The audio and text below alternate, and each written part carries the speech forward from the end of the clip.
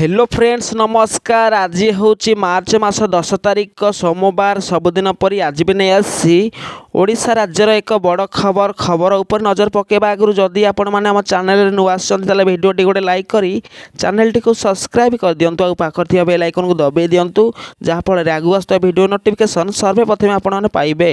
तो आसतु जानिबा कौन रही आज खबर। महिला को सशक्ति करने पाई उभय केंद्र एवं राज्य सरकार अनेक अभियान आरंभ करथिबा बेले अनेक योजना मध्य चलाउछंती जो महिला मानक सशक्ति करने पाई विभिन्न सहायता प्रदान करा जाउछि। राज्य रे वर्तमान सुधा योजनार क्रेज रही बेले प्रति वर्ष 10,000 लेखाएं महिला को 50,000 सहायता राशि जोगाई देबाकू प्रतिश्रुति देइथिले सरकार। सेहीपरि केंद्र सरकार मध्य पूरा देशर महिला पाई अनेक लाभप्रद योजना चालू करुछंती। तेबे आपण से योजनार लाभ उठाइछंती कि नाही जदि जानी नाहांती ताहाले आसंतु जानिबा एही सबु योजना संबंधरे। तेबे केंद्र सरकार प्रधानमंत्री उज्ज्वला योजना, प्रधानमंत्री जनधन योजना, प्रधानमंत्री मातृवंदना योजना, बेटी पढ़ाओ बेटी बचाओ योजना, सुकन्या समृद्धि योजना भली अनेक योजना चलाउछंती जहाँ महिला मानक आर्थिक दृष्टि शक्ति करिबो। तो प्रथम चलतु जानिबा कौन रही उज्ज्वला योजना विषय रे। भारत सरकार द्वारा महिला चलिथिबा योजना मध्य प्रथम हेउछि प्रधानमंत्री उज्ज्वला योजना जो महिला धुआं मुक्ति रोषेई घर जोगाइबा पाई एही योजना आरंभ कराइथिले।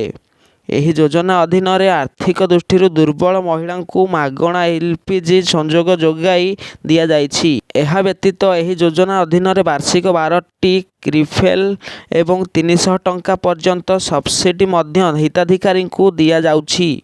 तो आसतु जानिबा कौन रही मातृवंदना योजना। गर्भवती किंबा स्तन्यपान करुथिबा महिला पाई प्रযোज्य प्रधानमंत्री मातृवंदना योजना जहाँ अधीन रे प्रथम थर पाई संतान जन्म करुथिबा महिला को आर्थिक सहायता प्रदान कराइथांती सरकार। एही योजना अधीन रे 11,000 टंका सहायता प्रदान करा जाए जहाँ 3टी किस्ती रे दिया जाए।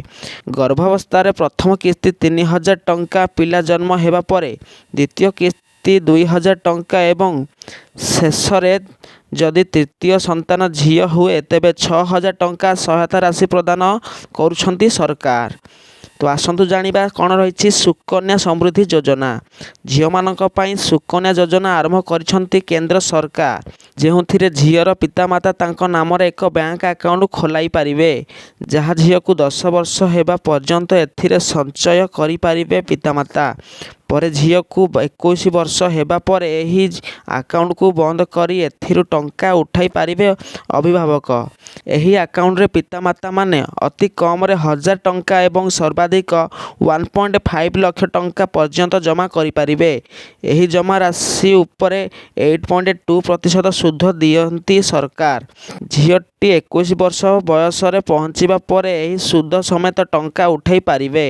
बीपीएल परिवार झील मानक विवाह पाई एही योजना लागू करुछंती सरकार। एही योजना अधीन रे झील मानक विवाह समय रे डायरेक्ट बेनिफिट ट्रांसफर माध्यम रे 5,000 टंका आर्थिक सहायता प्रदान करिथांती सरकार। एही राशि सीधासलख झील किंबा तांको पितामातांक बैंक अकाउंट को जमा करा जाए। एही योजना पाई योग्य परिवार गुड़िकर वार्षिक आय 60,000 टंकारु कम होइथिबा दरकार। तो आसंतु एबे जानिबा आउ एक योजना विषय रे। बेटी पढ़ाओ बेटी बचाओ। बेटी पढ़ाओ बेटी बचाओ योजना 21 जानुआरी 2015 रे आरंभ करथिले सरकार। झीलक संख्या ह्रास पाउथिबारु एही योजना आरंभ करा जाइथिला।